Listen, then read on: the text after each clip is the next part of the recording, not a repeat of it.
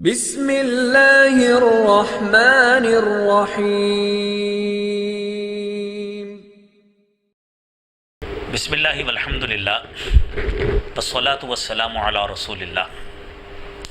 محترم ناظرین کرام، نبی کریم صلی اللہ علیہ وآلہ وسلم نے فرمایا اربع من اعطیہن، جس شخص کو اللہ تعالیٰ نے چار چیزیں عطا کر دی فقد اعطی خیر الدنیا وما فیہا، گویا اس کو دنیا اور دنیا کے اندر جو کچھ ہے سب سے بہتر مل گیا۔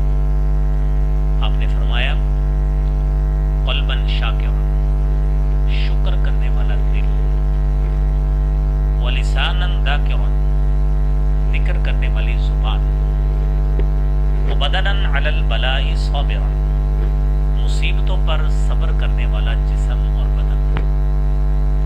اور چوتھی بات آپ نے فرمایا وزوجۃ لا تبغی حبا فی نفسها ولا فی مالہ، ایسی بیوی جو اپنے نفس میں گناہ کا ارتکاب کرنے والی نہ ہو، ولا فی مالہ، اور نہ ہی خامن کے مال میں۔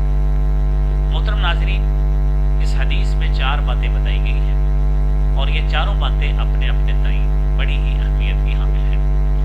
پہلی بات بتائی قلبا شاکرا، شکر کرنے والا دل، اور وہ شکر نبی کریم صلی اللہ علیہ وآلہ وسلم نے فرمایا ہے۔ آپ نے فرمایا عجبا لامر المومن، مومن کا معاملہ ہی بڑا عجیب ہے اور اس کے ہر معاملے میں خیر ہی خیر ہے۔ ان اصابہ خیر، اس کو کوئی خیر بھلائی پہنچتی ہے، فشکر، اس پہ شکر کرتا ہے، فلہ اجر، اس کو تب بھی اجر ملتا ہے۔ اگر اس کو کوئی دکھ اور تکلیف پہنچتی ہے وہ اس پہ کیا کرتا ہے؟ صبر کرتا ہے، تب بھی اس کے لیے اجر۔ یعنی دل کو ہر لحاظ سے اللہ کی رضا پہ مطمئن رکھنا یہ شکر کی کیفیت ہے۔ دوسری بات ولسانا ذاکرا، ذکر کرنے والی زبان۔ صبح اٹھتا ہے بندہ، بیدار ہوتا ہے، اللہ کا ذکر کرے، گھر سے نکلتا ہے اللہ کا ذکر کرے، وضو کرتا ہے اللہ کا ذکر سے شروع کرے جو حدیث میں مسلوط ہے، نماز اللہ کا ذکر، قرآن اللہ کا ذکر، ہر بات پہ اللہ رب العالمین کو یاد رکھنا یہ اللہ کے ذکر میں مشغول ہونے کی علامت ہے۔ تیسری بات آپ نے بتائی وبدنا علی البلاء صابرا، مصیبتوں پر صبر کرنے والا بدن۔